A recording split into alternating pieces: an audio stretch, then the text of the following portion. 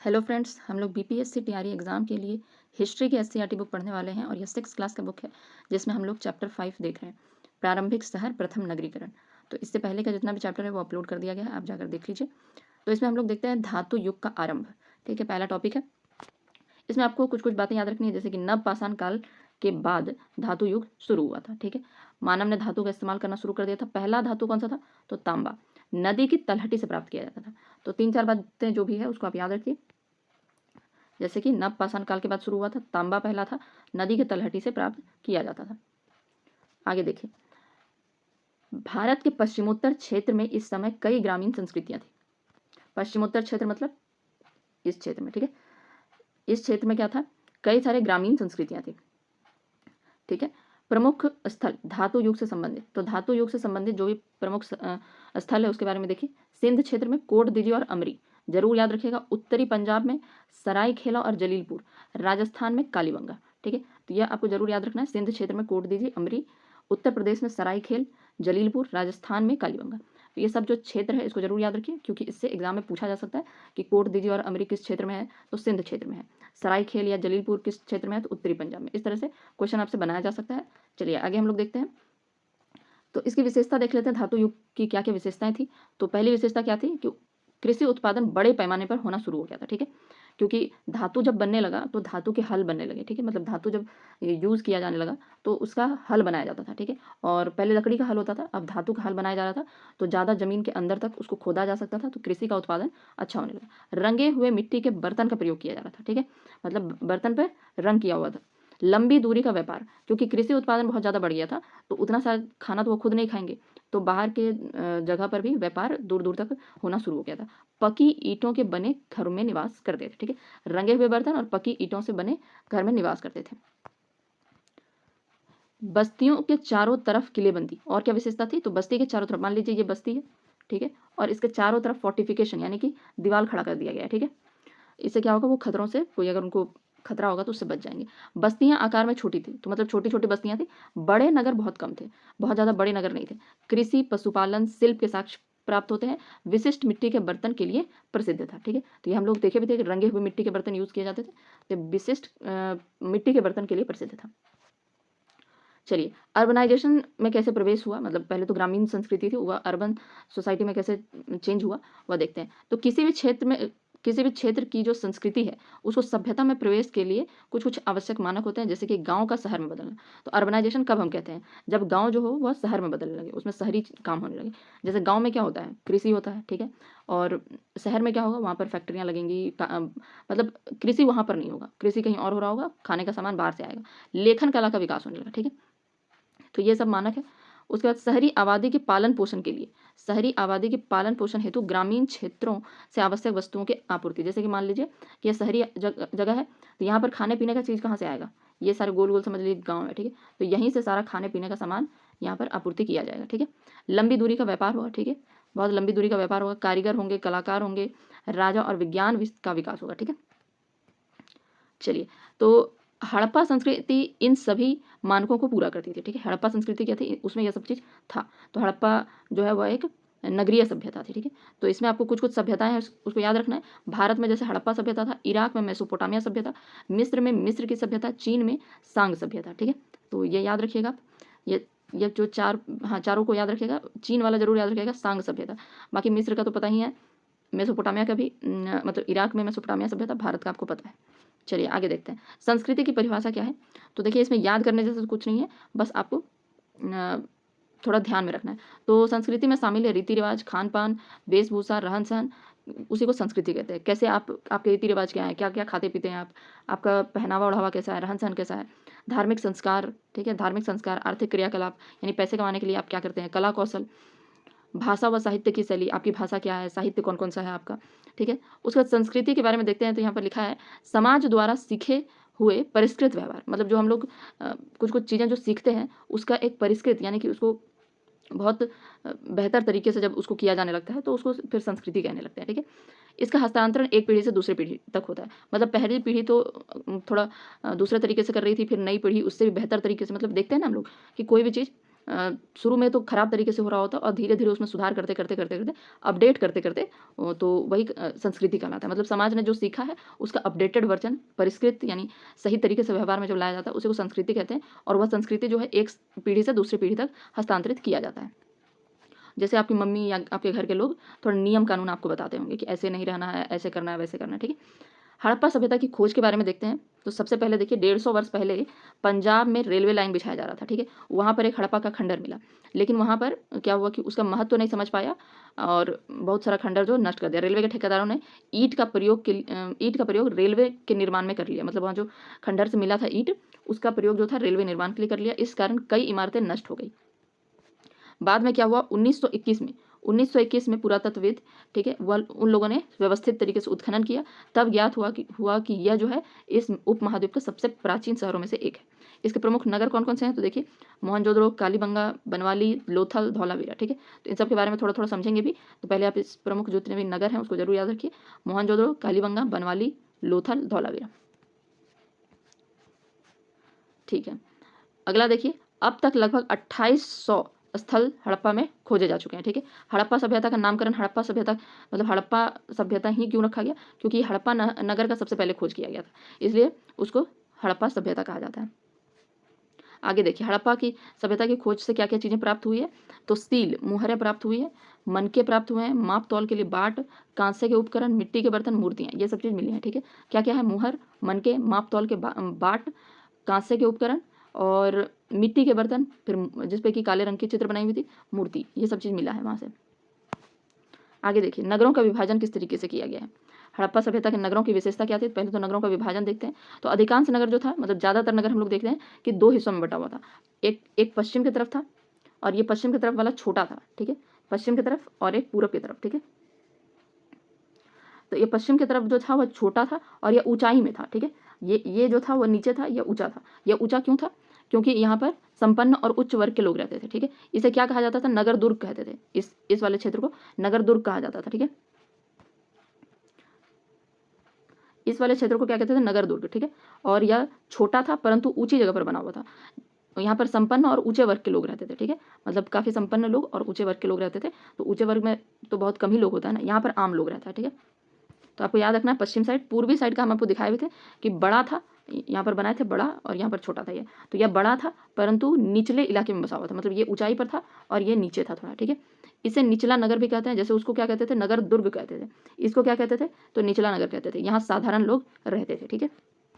चलिए आगे देखते हैं निर्माण शैली और तकनीक क्या क्या है। तो नगर की 4 दीवारी फोर्टिफिकेशन मतलब ईंट से बनी हुई थी। जैसे यह एक नगर है तो इसको चारों तरफ से फोर्टिफाई कर दिया गया है, मतलब कि 4 दीवारी लगाई गई है, ठीक है। उसके बाद यहाँ देखते हैं ईंटें ईंटें पकी हुई थी, ठीक है, मतलब पकी ईंटों से बनाया गया था वह दीवार जो था वह दीवार और ईंट उच्च तकनीक से चिकनाई किया गया था। मतलब उसमें जो प्लास्टर किया गया था वह बहुत ही उच्च तकनीक से किया गया था। यही कारण है कि दीवार आज भी मजबूत खड़ी है।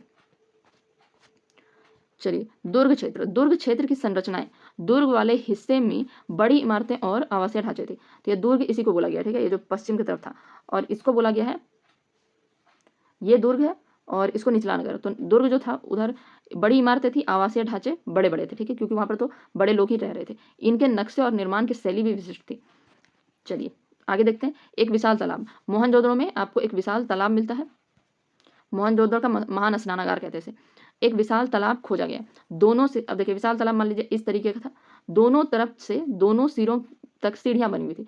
ये देखिए यहाँ पर सीढ़ी दोनों तरफ बना हुआ था, ठीक है। इस जगह पे फर्श तराशी हुई ईंटों से बनी हुई थी। यहाँ जो फर्श बनाया गया था वह बहुत अच्छे ईंट से बनाया गया था, ठीक है। आगे देखिए प्लास्टर किया गया था रिसाव के लिए, यानी पानी जो हो वह रिस के अंदर न जाए इसके लिए प्लास्टर किया गया था। ऊपर चारकोल की परत बिछाई गई थी, कोयले की परत, ठीक है। इस पे मतलब कि प्लास्टर कर दिया गया था, ईंट लगाया गया, फिर इसके ऊपर प्लास्टर कर दिया गया और ऊपर से चारकोल लगा दिया गया, ठीक है। तो इससे क्या होगा, रिसाव नहीं होगा। उसके बाद वह जो तालाब था उसके पास और भी कुछ कुछ चीज़ें थी। तो तालाब के पास कुआं था, यहाँ पर कुआं था, ठीक है। कुएं से पानी निकाल कर इसमें भरा जाता था, ठीक है। और जब जब इसका काम खत्म हो जाता था पानी मतलब अब जो भी काम के लिए इसमें पानी डाला गया है तो वह काम जब खत्म हो जाता था तो इसको फिर बाहर निकाल देते थे पानी को। इसके चारों ओर कमरे बने हुए थे, शायद ड्रेस चेंज करने के लिए, ठीक है। चारों ओर कमरे बने हुए थे। यहाँ सीढ़ी था दोनों तरफ, चलिए आगे देखिए, ऐसा माना जाता है कि यहाँ विशिष्ट नागरिक विशेष अवसरों पर स्नान करते थे। तो कोई विशेष अवसर पर यहाँ पर स्नान किया जाता था। अन्नागार के बारे में देखते हैं। तो आपको याद रखना है कि अन्नागार कहाँ पर मिला है। तो मोहनजोदड़ो में मिला है, हड़प्पा में मिला है, कालीबंगा और लोथल में मिला है। ठीक है, तो यह सब जगह याद रखना है। मोहनजोदड़ो में महान स्नानागार भी मिला है, याद रखिएगा। उसके बाद अन्नागार, हड़प्पा में भी मिला है, कालीबंगा में भी, लोथल में भी। ठीक है, और इसमें अन्न भंडारण किया जाता था। अग्निकुंड, अग्निकुंड कहाँ कहाँ मिला है? तो कालीबंगा और लोथल से मिला है अग्निकुंड। ठीक है, इनका प्रयोग धार्मिक कार्यों में यानी यज्ञ में किया जाता होगा। तो आपको बस जगह याद रखना कहाँ कहाँ पर मिला है, कालीबंगा और लोथल में। ठीक है, एक कॉपी लीजिए, नोट्स बनाइए फटाफट और याद करते रहिए। चलिए नगरीकरण देखते हैं। तो नगरीकरण क्या है? एक ऐसी प्रक्रिया जिसमें नगरीय जीवन पद्धति का विकास होता है। ठीक है, एक ऐसी प्रक्रिया जिसमें नगरीय जीवन पद्धति का विकास होता है। नगरीय जीवन पद्धति में क्या क्या शामिल है? तो लोगों के वस्त्र, उनके वस्त्र कैसे हैं, आभूषण कैसा है, खान पान कैसा है। ठीक है, उसके बाद वे बातचीत किस तरीके से करते हैं, सामाजिक संबंध कैसे हैं, व्यवहार, पेशा, क्या काम करते हैं। कृषि अगर कर रहा है तो उसको नगरीकरण नहीं कहेंगे, फिर उसको ग्रामीण कहेंगे। अगर वह कुछ ऑफिस वर्क कर रहा है या कारीगर है, शिल्पकार है, उस तरह का कुछ है, तो फिर हम क्या कहेंगे कि वह जो उनका पेशा है वह उसके आधार पर देखते हैं कि वहाँ नगरीकरण हुआ है या नहीं हुआ है। ठीक है, आगे देखिए नगरीकरण की प्रक्रिया। तो यहाँ पर नगरीकरण में एक नगरीय समुदाय का विकास होता है। इस समुदाय के पास सुख सुविधाओं के आधुनिक साधन होते हैं। तो आप देखते हैं कि गांव में उस तरह का सुख साधन नहीं होता है, शहरों में ज़्यादा सुख सुविधाओं का आधुनिक साधन उपलब्ध होता है। ठीक है, देखिए विशेषता देखिए, अर्बनाइजेशन की विशेषता क्या क्या है। तो यहाँ पर यातायात और संदेश व्यवस्था जो होता है वह विकसित होता है, मतलब जाने आने के लिए, मैसेज पहुँचाने के लिए वो सब सही तरीके से हो रहा होता है, वह वहाँ विकसित रहता है। ज्ञान, शिक्षा, विज्ञान, चिकित्सा, यह सब कुछ वहाँ पर होता है। आधुनिक साधन, बहुमंजिली इमारतें, बड़े बड़े घर होते हैं। ठीक है, आवासीय कॉलोनी होती है। बाकी गांव में देखिएगा तो घर बना होता है, कॉलोनी नहीं होता है। ठीक है, जल आपूर्ति, बिजली आपूर्ति, सफाई, यातायात, ये सब चीज़ शहरों में होता है। गांव के साथ अंतर क्या है? तो नगरीकरण की प्रक्रिया में गांव अपना स्वरूप खो देते हैं। ठीक है, मतलब अगर किसी गांव का नगरीकरण हो रहा है तो वह अपना स्वरूप खो देगा, तभी तो वह शहर बन पाएगा। गांव में कृषि कार्य नहीं होता, मतलब कि अगर कोई गांव अब शहर के रूप में बदलने जा रहा है तो वहाँ पर कृषि कार्य नहीं होगा। नगर की खाद्य सामग्री की आपूर्ति ग्रामीण खेतिहर क्षेत्र से होगी।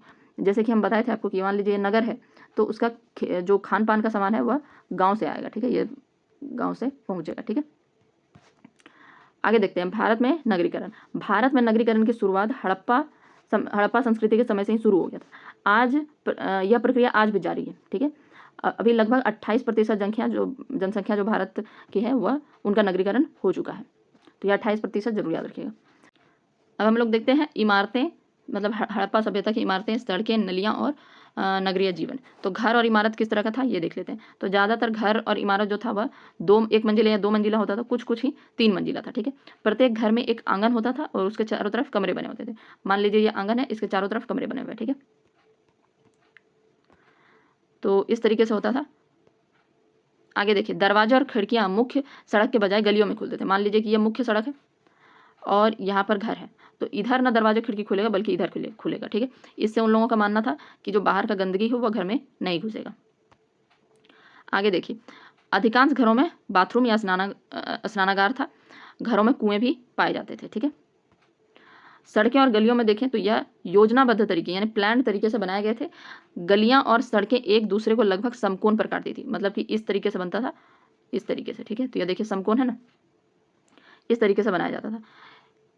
इससे शहर आयताकार खंडों में बढ़ जाता था। ठीक है, आयताकार खंडों में मतलब इस तरह से सड़क बनाया गया, यहाँ पर ऐसे, फिर यहाँ पर इस तरीके से सड़क। ठीक है, तो इससे क्या हुआ कि यह पूरा जो नगर है यह आयताकार खंडों में बढ़ जाता था। ठीक है, सड़कें चौड़ी और सुव्यवस्थित होती थी। ठीक है, नालियाँ और जल निकासी की व्यवस्था देखिए, हड़प्पा नगरों की जल निकासी की व्यवस्था बहुत उन्नत थी। घरों से निकलने वाला मल जल पहले गली के मध्यम आकार की नलियों में जाता था। ठीक है, मान लीजिए कि यहाँ पर घर है तो सबसे पहले घर से निकलेगा तो छोटी नाली में जाएगा, फिर यहाँ पर बड़ी नाली है तो बड़ी नाली में वह जितना भी कचरा है वह चला जाएगा। ठीक है, जो कि आज भी हम लोग देखते हैं, गलियों में छोटा छोटा पहले नली होता है, फिर वह नली से जो भी कचरा रहा वह बड़ी नाली में चला जाता है। ठीक है, पहले गली के उसके बाद देखिए फिर वे नलियाँ बड़ी सड़कों के साथ बनी मुख्य नलियों में मिल जाता है। ठीक है, आगे देखिए, नालियाँ जो थी ईंटों से ढकी हुई थी। ठीक है, मतलब ये अगर नाली बनाया गया तो ऊपर से ईंट से ढक दिया जाता था इस तरीके से, ताकि खुला नली नहीं होता था। ठीक है, बड़े नालों में जगह जगह आयताकार गड्ढे बनाए जाते थे। क्यों बनाए जाते थे? मान लीजिए कि यह नली है तो यहाँ पर छोटा छोटा आयताकार गड्ढा बना दिया जाता था। इससे क्या होता था, जब पानी आएगा इसमें से तो यहाँ पर जितना भी कचरा है, कभी कभी जो पानी होता है उसमें कचरा भी होता है, ठीक है, तो ये कचरा यहाँ पर गंदगी जो होगा जमा हो जाएगा, यहाँ पर भी जमा हो जाएगा और बाकी पानी जो रहेगा वो फ्रेश बाहर निकल जाएगा, ठीक है। और ये अब कभी कभी इसको सफाई कर दिया जाएगा। एक निश्चित समय में सफाई की जाती थी। इससे पता चलता है कि हड़प्पा निवासी स्वास्थ्य और सफाई के प्रति जागरूक थे। आगे देखिए, सुनियोजित इमारतें, सड़कें और नालियां यह दर्शाती है कि कुशल शासक वर्ग नगर योजना में सक्रिय था। मतलब कि इतना सुंदर तरीके से जो शहर को बनाया गया है, इससे क्या पता चलता है कि वहाँ के शासक वर्ग जो थे, कोई अच्छा शासक वर्ग होगा वही इस तरह की योजना को सही तरीके से बनाता होगा, ठीक है, क्योंकि हर एक आदमी अगर करेगा इंडिविजुअल तौर पे तो वह तो गड़बड़ कर देगा। तो संभवतः शासक लोग जो थे वह धातु, बहुमूल्य पत्थर और अन्य वस्तुएं जो थे वह दूर दराज से मंगवाते थे। ईंटों का व्यापक प्रयोग होता था। यह दर्शाता है कि बड़ी संख्या में लोग ईंट बनाने के कार्य में भी लगे हुए थे। लिपिक और लेखन देखते हैं। तो नगरों में लिपिक भी रहते थे। वे भोजपत्र या कपड़े पर लिखते थे, ठीक है। लिपिक किसको कहते हैं, जो कुछ लिखने का काम करता है। तो किस में लिखते थे, भोजपत्र या कपड़े पर लिखते थे, जो कि नष्ट हो चुका है। उतना पुराना हो जाएगा तो नष्ट तो हो ही जाएगा। केवल मुहरें, हाथी दांत पर लिखा हुआ जो अभिलेख है वह बचा हुआ है, ठीक है। इनसे पता चलता है कि लेखन कला प्रचलित थी। भले हम लोग इस समय में जो लिखित साक्ष्य मिला उसको हम लोग पढ़ नहीं पाए हैं, लेकिन लिखने का कार्य वहाँ होता था, इससे यह पता चलता है। शिल्पकार और व्यवसाय देखिए, नगरों में विभिन्न प्रकार के शिल्पकार रहते थे। तो कौन रहते थे, शिल्पकार किसको कहते हैं, जो कुछ बनाने उनाने का, तराशने का काम करता है। तो सोनार, पत्थर काटने वाला, बुनकर, नाव निर्माता, यह सब काम क्या है, ये शहरी काम है। गांव में होगा खेती। चलिए, स्त्री और पुरुष दोनों ही शिल्प कार्य किया करते थे। वे अपने घरों या कार्यशालाओं में वस्तु बनाते थे, ठीक है। घर में भी कुछ लोग बनाता था, कुछ लोगों के लिए फैक्ट्री भी होता था। वस्त्र और आभूषण की बात करें तो सूती वस्त्र पहनते थे, गर्म कपड़े भी, मतलब कि सूती वस्त्र और गर्म कपड़े दोनों ही थे। स्त्री पुरुष के आभूषण, हार, बाजूबंद, अंगूठी, चूड़ी, कमरबंद, कान की बालियां, पायल, ये सब चीज़ वहाँ पाया जाता था। मतलब ये सब चीज़ वो लोग यूज़ करते थे। आभूषण में प्रयुक्त होने वाले धातु, तो सोना होता था, चांदी, तांबा, हाथी दांत, ठीक है। तो ये सब चीज़ आभूषण बनाने के लिए यूज़ किया जाता था, सोना, चांदी, तांबा और हाथी दांत। कीमती पत्थर कौन कौन सा था, तो गोमेद था और स्फटिक था, ठीक है। स्फटिक और गोमेद दोनों याद रखिएगा, क्योंकि कीमती पत्थर, ये सब तो आपको याद रहेगा, सोना, चांदी, तांबा, हाथी दांत से आभूषण बनाए जाते थे, लेकिन कीमती पत्थर कौन कौन सा था, गोमेद और स्फटिक। बर्तन और उपकरण देखते हैं। लोग चाक पर बने आग में पके हुए बर्तन का इस्तेमाल करते थे। चाक किसको बोलते हैं, जो कुम्हार रहता है ना, वैसे गोल सा ऐसे रहता है, उस पर डंटा लगा हुआ, इसको घुमाता रहता है इस तरह से, उसी को चाक कहते हैं। और वह जो मिट्टी का बर्तन होता था उसको फिर आग में पकाया जाता था, फिर उसको इस्तेमाल करते थे। इनमें साधारण मतलब प्लेन भी बर्तन होता था और कुछ चित्रकारी वाला भी बर्तन होता था, ठीक है। मतलब गेस्ट जब आएंगे तो उनके लिए चित्रकारी वाला होता था और बाकी सब लोग प्लेन वाला में खाते थे नॉर्मल डेज में। बर्तन और उपकरण में और देखते हैं तो तांबा, कांसा, चांदी और मिट्टी के बर्तन भी बनते थे। सख्त पत्थरों से बनाया जाता था। क्या चीज़, माप तौल का बाट बनाया जाता था सख्त पत्थर से, ठीक है। मनके बनाया जाता था, उसके बाद गहनों में मनके बना के गहनों में उसका उपयोग किया जाता था, ठीक है। तो बर्तन किस किस तरह का होता था, मिट्टी का तो देख ही लिए, तांबा, कांसा, चांदी और चीनी मिट्टी का भी यूज होता था। सख्त पत्थर से बनाया जाता था कौन सा, माप तौल के बाट बनाए जाते थे। मनके गहनों में उपयोग किया जाता था। बच्चों के लिए खेल और खिलौना में देखते हैं तो छोटे चक्के वाली बैलगाड़ियाँ, ठीक है। बैलगाड़ी आपको पता है, छोटा छोटा चक्की वाला बैलगाड़ी बनता था। पशु मूर्तियाँ, ठीक है। आज भी हाथी घोड़ा से हम लोग खेलते हैं ना, उसी तरह उनके समय में भी पशु की मूर्तियाँ बनाई जाती थी। खेल होता था पासे का खेल, एक तरह से लूडो वाला बोल सकते हैं। हड़प्पाई मुहरें देखते हैं तो विशेष लक्षण उसका क्या था, तो हड़प्पा शिल्पकार में मुहरें अत्यंत महत्वपूर्ण है, ठीक है। संभवतः धनी लोग अपनी निजी संपत्ति पर पहचान चिन्ह लगाने के लिए मुहर बनाते थे, ठीक है। विशेषता क्या क्या थी मुहरों की, तो पहली विशेषता क्या है कि मुहर पर जानवर के सुंदर कलाकृतियां बनी रहती थी। उन पर लिखा हुआ लिपि लेख, जो आमतौर पर 2-4 शब्द का, मतलब आज भी अगर कोई मुहर उठाएंगे तो उसमें कुछ ना कुछ लिखा हुआ रहता है। हड़प्पाई लोग लेखन कला से परिचित थे, यह निष्कर्ष निकलता है, ठीक है। चलिए, हड़प्पाई लोगों का आर्थिक जीवन कैसा था, क्या करते थे वे, तो कृषि करते थे। हड़प्पाई नगरों के चारों ओर गांव बसे हुए थे। तो मान लीजिए कि यहाँ पर हड़प्पा का नगर है और इसके चारों ओर क्या है, गांव बसा हुआ है, जहाँ पर कृषि कार्य होता है और यहाँ पर भेजा जाता है, ठीक है। गांव वाले शहर के लोगों के लिए खाद्य सामग्री उपलब्ध कराते हैं, जो कि आज भी होता है। कौन कौन सा मुख्य फसल था, तो गेहूँ, जौ, मटर, धान, तिल, सरसों, ठीक है। याद रखना, गेहूँ, जौ, मटर, धान, तिल, सरसों। हड़प्पाई लोगों का आर्थिक जीवन कैसा था, तो खेती के तरीके थे, भूमि को खोदकर हल चलाकर खेती करते थे। सिंचाई के साधन में देखें तो कुआं था, नदियों पर बांध बनाकर, ठीक है, इस तरीके से किया जाता था। पशुपालन में मुख्य पशु कौन से थे, तो गाय, भैंस, भेड़, बकरी, ठीक है। और भोजन प्राप्ति के अन्य साधन क्या क्या थे? तो या तो आप खाद्य संग्रह कीजिए, फूड गैदरर, बाहर से मतलब तोड़ उड़ के लाइए, नहीं तो शिकार कीजिए, ठीक है, यह अन्य तरीका था। कृषि तो था ही, उसके अलावा क्या क्या? हड़प्पाई लोगों का आर्थिक जीवन, व्यापार करते थे। देखिए, तो हड़प्पा संस्कृति में व्यापार बहुत महत्वपूर्ण था। 2 प्रकार के व्यापार होते थे, आंतरिक और बाहरी, ठीक है। आंतरिक मतलब देश के अंदर, बाहरी मतलब देश के बाहर, ठीक है। कच्चे माल की कमी के कारण हड़प्पाई लोग बाहरी प्रदेशों से कुछ कुछ सामान मंगवाते थे, जैसे कि राजस्थान से तांबा मंगवाया जाता था, राजस्थान के खेतड़ी से, ठीक है। कर्नाटक के कोलार से सोना मंगवाया जाता था। अफगानिस्तान और ईरान से चांदी मंगवाया जाता था। तो ये तीनों बात याद रखेगा, आपके बुक में है, आपसे एग्जाम में क्वेश्चन पूछा जा सकता है कि तांबा कहाँ से मंगवाया जाता था, तो राजस्थान के खेतड़ी से। राजस्थान ना पूछ के खेतड़ी जरूर पूछेगा, आज भी प्रसिद्ध है। सोना कहाँ से, तो कोलार, ठीक है, कर्नाटक से। चांदी अफगानिस्तान और ईरान से। जो भी इंपॉर्टेंट बताना है उसको याद रखिए। उसके बाद आगे देखिए, अफगानिस्तान के बदखसा से लेपिस लाजुली, ठीक है, लेपिस लाजुली मंगवाया जाता है। मध्य एशिया से फिरोजा, गुजरात से समुद्री उत्पाद और जम्मू से लकड़ी, ठीक है, यह सब चीज़ बाहर से मंगवाया जाता था। अफगानिस्तान से लेपिस लाजुली और मध्य एशिया से फिरोजा, गुजरात से समुद्री उत्पाद, जम्मू से लकड़ी, ठीक है, यह सब याद रखिए, नोट कर लीजिए इसको या स्क्रीनशॉट ले लीजिए आप। उसके बाद मेसोपोटामिया अभिलेख जो है उसमें मेहुला शब्द का उल्लेख किया गया। एक मेसोपोटामिया सभ्यता में आपको बताए थे, तो वहाँ पर मेहुला शब्द का जो उपयोग किया गया है वह मेहुला जो है मतलब कि हड़प्पा सभ्यता के का ही नाम मेहुला रखा गया, ठीक है। मेहुला सिंध क्षेत्र का प्राचीन नाम है। यह प्रमाण है कि हड़प्पा का मेसोपोटामिया से व्यापारिक संबंध था, ठीक है। हड़प्पाई लोगों का धार्मिक जीवन कैसा था? तो धार्मिक जीवन में वो लोग क्या करते थे? हड़प्पाई लोग धरती को उर्वरता की देवी मानते थे। मातृ देवी की पूजा प्रचलित थी। पकी हुई मिट्टी की स्त्री मूर्तियां बड़ी संख्या में मिलती थी, ठीक है। एक मुहर पर पुरुष देवता का चित्र मिला है। इसका संबंध पशुपति महादेव से माना जाता है, ठीक है। तो हड़प्पाई लोग क्या करते थे? सबसे पहले तो धरती की उर्वरता की देवी मानते थे, ठीक है। मातृ देवी की पूजा करते थे। पकी हुई मिट्टी से स्त्री मूर्ति की बड़ी संख्या मिली है। एक मुहर है जिस पर पुरुष देवता बना हुआ है, उसका संबंध किससे माना जाता है? पशुपति महादेव से। तो सारा बात आपको याद रखना है। आगे देखिए, पूजा, पशु पूजा भी महत्वपूर्ण था, जिसमें एक सिंग वाला जानवर था, शायद गेंडा। कुबड़ वाला सांड था, ठीक है। और कुबड़ वाला सांड मतलब एक, जैसे मान लीजिए एक पशु बना हुआ था, इसके ऐसे कुबड़ बना हुआ था, ठीक है, उसको कुबड़ वाला सांड कहते हैं। वृक्ष पूजा के प्रमाण है, लेकिन मंदिर का कोई प्रमाण नहीं मिलता है, ठीक है। तो एक बात आपको जरूर याद रखना है कि मंदिर का प्रमाण नहीं है। स्त्री पूजा होता था, पुरुष का भी पूजा होता था, एक में दिखाया गया पशुपति महादेव का, और पशु का भी पूजा करते थे, एक सिंग वाला जानवर, कुबड़ वाला सांड। वृक्ष की भी पूजा करते थे, यानी नेचर का, लेकिन मंदिर का कोई प्रमाण नहीं मिला है। आगे देखते हैं, लोग भूत प्रेत और जादू टोना में भी विश्वास करते थे। ताबीज भी पहनते थे। मृतकों को दफनाने और जलाने दोनों की सुविधा थी, ठीक है, मतलब दोनों ही काम वहाँ पर होता था। धौलावीरा देखते हैं।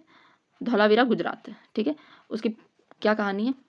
तो गुजरात के उत्तर पश्चिमी कोने में, ठीक है, मान लीजिए ये गुजरात है, तो उत्तर पश्चिमी एरिया कौन सा हो जाएगा? ये वाला। तो इस तरफ की बात है।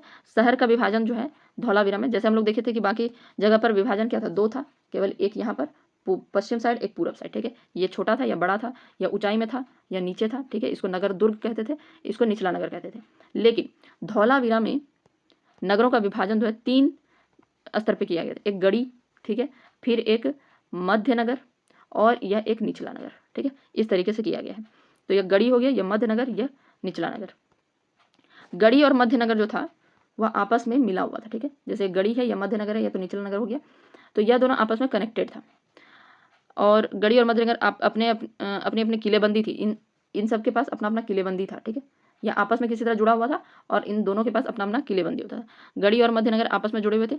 इन दोनों भागों में चौड़ा और खुला मैदान था, यानी कि इनके पास चौड़ा और खुला मैदान होता था, जहाँ राजकीय, सामाजिक और धार्मिक जितने भी सभा, उत्सव, इस तरह का चीज़ वहाँ किया जाता था। आज भी हम लोग शहरों में देखते हैं कि कुछ ना कुछ एक ग्राउंड टाइप का जरूर होता है, खुला मैदान जरूर होता है, जहाँ पर बड़े बड़े आयोजन किए जाते हैं। धौलावीरा से और कुछ देख लीजिए।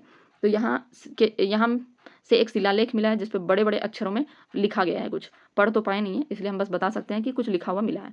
प्रत्येक अक्षर दूध जैसे सफ़ेद पत्थर के टुकड़े जोड़कर और स्फटिक चूर्ण की लई बनाकर लिखा गया है। मतलब उस पर जो शिलालेख है उस पर सफ़ेद पत्थर का टुकड़ा जोड़ जोड़ के लिखा गया है कुछ, ठीक है।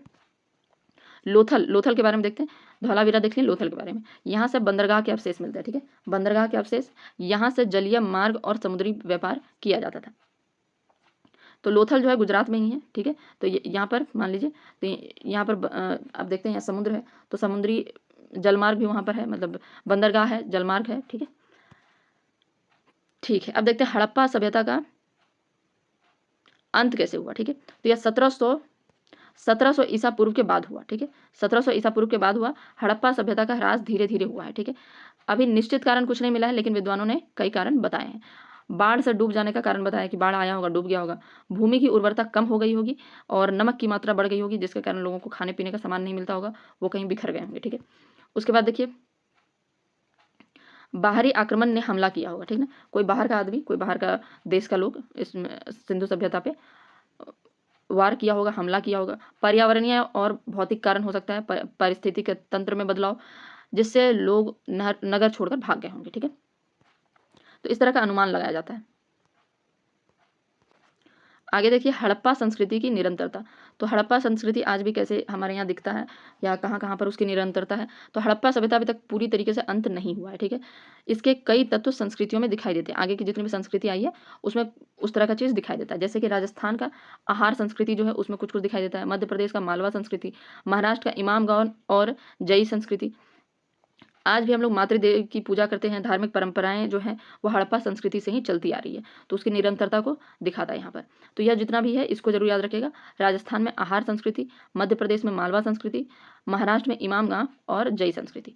तो यह चैप्टर यहाँ पर कंप्लीट होता है। अब हम लोग नेक्स्ट चैप्टर में मिलेंगे। Thank you.